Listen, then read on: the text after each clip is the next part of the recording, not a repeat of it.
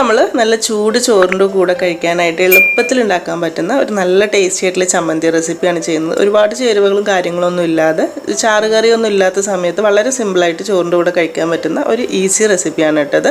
അപ്പോൾ ഇതെങ്ങനെ ചെയ്യാന്നുള്ളത് നോക്കാം. അപ്പോൾ ഈ ഒരു ചമ്മന്തിക്ക് വേണ്ടിയിട്ട് ആദ്യം നമുക്ക് മിക്സിയുടെ ചെറിയ ജാറിലേക്ക് ഒരു 2 ടേബിൾ സ്പൂൺ കുരുമുളക് ഇട്ട് കൊടുക്കാം. എന്നിട്ട് ബാക്കി കാര്യങ്ങൾ ചേർക്കുന്നതിന് മുമ്പ് ഇത് ചെറുതായിട്ടൊന്ന് ക്രഷ് ചെയ്തെടുക്കുക. പൊടിഞ്ഞു പോകരുത് കേട്ടോ. ഒരു കുരുമുളക് 2 ആയിട്ടൊന്ന് പൊട്ടുന്ന രീതിയിൽ ഒന്നങ്ങ് ക്രഷ് ചെയ്തെടുക്കുക.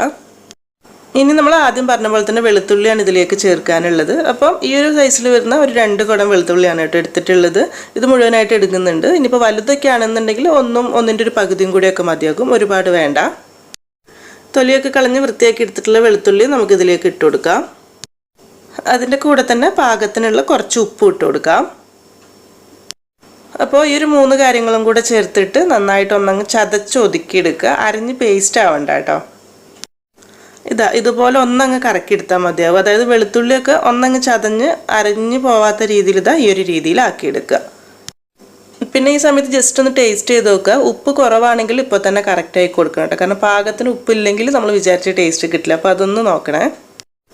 ഇതൊരു സൈഡിലേക്ക് മാറ്റി വെക്കുക. ഇനി ഒരു പാൻ ചൂടാക്കിയിട്ട് അതിലേക്ക് ഒരു 2 അല്ലെങ്കിൽ 3 ടേബിൾ സ്പൂൺ വെളിച്ചെണ്ണ ഒന്ന് ചൂടാക്കി എടുക്കുക. ആ വെളിച്ചെണ്ണയിലേക്ക് നമ്മൾ ചതച്ച് വെച്ചിട്ടുള്ള വെളുത്തുള്ളി കുരുമുളകിൻ്റെ കൂട്ടിട്ടിട്ട് നന്നായിട്ടൊന്ന് വറുത്തെടുക്കുക. ചെറിയ തീയിലിട്ടിട്ട് മതി. പിന്നെ ഇത് ചെയ്യുന്ന സമയത്ത് വെളിച്ചെണ്ണ എന്തായാലും 2 ടേബിൾ സ്പൂൺ വേണ്ടി വരും. പിന്നെ അത് മാത്രമല്ല, ചീനച്ചട്ടി ഉണ്ടെങ്കിൽ അതിൽ ചെയ്യുകയാണെങ്കിൽ കുറച്ചുകൂടെ നന്നായിരിക്കും കേട്ടോ. കാരണം ഫ്രൈ പാൻ ആവുന്ന സമയത്ത് പെട്ടെന്ന് ഇങ്ങനെ മുരിഞ്ഞു പോകും. അപ്പോൾ ഒരുപാട് മുരിയും വേണ്ട, എന്നാൽ ഒരു പച്ചച്ചൊവ്വ മാറും വേണം. ആ ഒരു രീതിയിലാണ് വേണ്ടത്. ഇത് നമ്മൾ വറുത്തെടുക്കുന്ന സമയത്ത് പറഞ്ഞ പോലെ തന്നെ തീ ഒരുപാട് കൂട്ടി വെക്കരുത്. പിന്നെ ചെറിയ തീയിലിട്ടിട്ട് ഒരു 1 മിനിറ്റൊക്കെ തന്നെ മതി കേട്ടോ. ഒന്നങ്ങ് ചൂടായിട്ട് റെഡിയാക്കി കിട്ടിയാൽ മതി. അതായത് അതിൻ്റെ കറക്റ്റ് പാകം എന്ന് വരുന്ന വെളുത്തുള്ളിയുടെയും കുരുമുളകിൻ്റെയും നല്ലൊരു മണം വരും. പിന്നെ ചെറുതായിട്ടൊരു മുരിഞ്ഞിരിക്കും, അത്രയേ ഉള്ളൂ. അങ്ങനെ നന്നായിട്ടൊന്ന് ചൂടായിട്ട് നല്ല ഒരു കുരുമുളകിൻ്റെ ഒക്കെ മണമൊക്കെ വന്നു കഴിഞ്ഞാൽ ഗ്യാസ് ഓഫ് ചെയ്യുക കേട്ടോ. അപ്പോൾ ഇത്രയേ ഉള്ളൂ നമ്മുടെ ഈ ഒരു ചമ്മന്തി എന്ന് പറയുന്നത്. പിന്നെ ഈ ഒരു ചമ്മന്തി നമ്മൾ വെറുതെ എടുത്ത് കഴിക്കുന്ന സമയത്ത് അത്രയ്ക്കൊരു ടേസ്റ്റ് കിട്ടിക്കൊള്ളണമെന്നില്ല. പക്ഷെ നല്ല ചൂടുള്ള ചോറിൻ്റെ കൂടെ ചാറുകറിയൊന്നും ഇല്ലാത്ത സമയത്ത് തന്നെ ആട്ടത് നല്ലത്.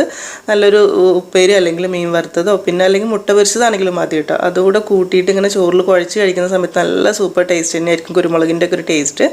അപ്പോൾ ഒരുപാട് ആളുകളൊക്കെ ചെയ്ത് നോക്കുന്ന റെസിപ്പി തന്നെയായിരിക്കും. എന്നാലും ചെയ്യാത്തവരുണ്ടെങ്കിൽ നിങ്ങൾക്ക് ഇഷ്ടമായിട്ടുണ്ടെങ്കിൽ ചെയ്ത് നോക്കുന്ന സമയത്ത് ഫീഡ്ബാക്കൊക്കെ അറിയിക്കണേ. അപ്പോൾ ഇനി എന്തായാലും നല്ല റെസിപ്പി ആയിട്ട് പുതിയ വീഡിയോയിൽ കാണാം കേട്ടോ. താങ്ക്